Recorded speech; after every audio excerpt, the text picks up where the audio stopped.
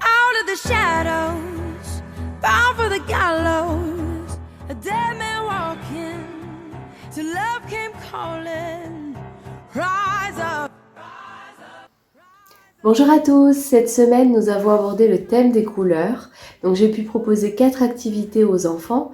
Pourquoi 4? Parce que moi j'accueille 4 jours par semaine et qu'on fait aussi beaucoup de sorties, donc j'ai dû me limiter à 4, bien que je sache qu'il y a énormément d'activités possibles avec ce thème-là.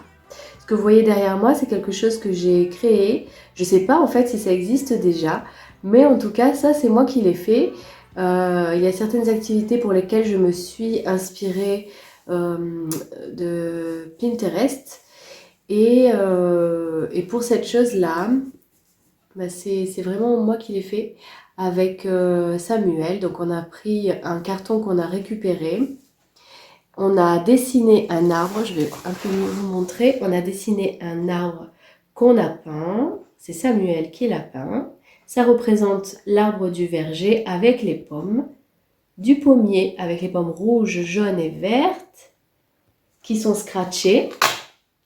Donc les enfants viennent les cueillir en les descratchant et les mettre dans le bon panier de couleurs que j'ai fait avec simplement de la feutrine et ensuite je l'ai agrafé. Voilà, pour faire 3 petits paniers jaunes, rouges et verts. Et ils se sont bien amusés avec cette activité-là. Je vous montre tout de suite les vidéos.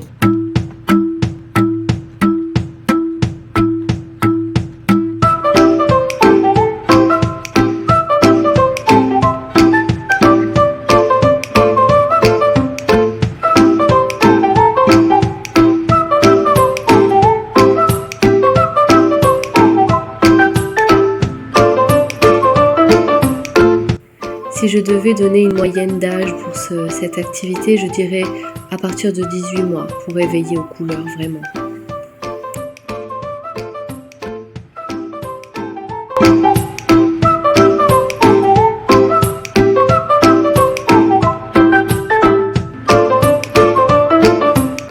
Pour la deuxième activité, j'ai choisi d'imprimer et de plastifier des petits ours sur lesquels il fallait venir placer les visages qui correspondaient à la bonne couleur du corps de ces petits ours-là. Donc pareil, j'ai utilisé les scratchs parce que c'est vraiment pratique et simple d'utilisation.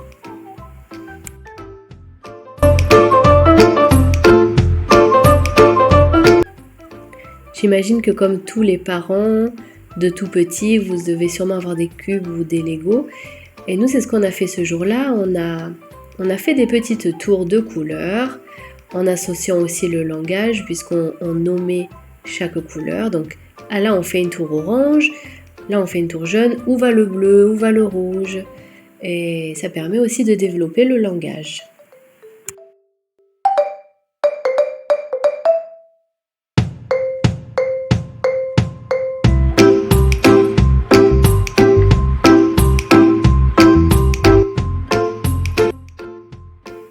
Aussi une autre activité, donc c'est la peinture propre que vous connaissez sûrement.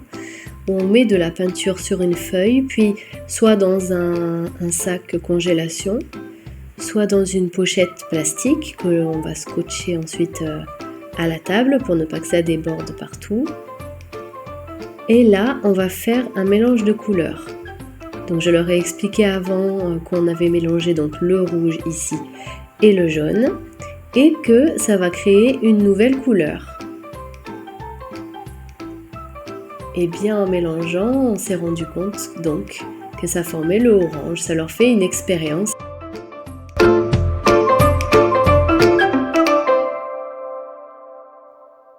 Je suis un peu déçue parce que j'avais filmé aussi une autre activité avec une boîte de lait vide que j'avais lavée et gardée. Et vous savez, les bouchons de ces boîtes-là, ils sont souples en plastique. J'avais percé des trous et j'avais mis des couleurs pour chaque trou dans lesquels il fallait mettre des cotons-tiges de couleurs pareilles associées au bon trou du couvercle. Mais les vidéos se sont effacées et j'ai pas la boîte avec moi pour vous montrer puisque la plus grande des puces que j'accueille est partie avec chez elle. Donc, mais ça, vous pouvez le trouver sur Pinterest. C'est avec une boîte, même un tupperware. Vous pouvez le faire avec un tupperware aussi que vous percez au niveau du couvercle et vous faites passer ce que vous voulez à l'intérieur. Que ce soit des bâtons, des bâtonnets de glace, des cotons-tiges, des bouchons aussi. Et vous pouvez le faire enfin, par thème de couleur ou pas, ou juste par thème de forme. Le loup qui voulait changer de couleur. C'est un livre super avec même des textures et on est bien dans le thème. Et pour être un peu moins conforme, si on allait peindre en bord de mer.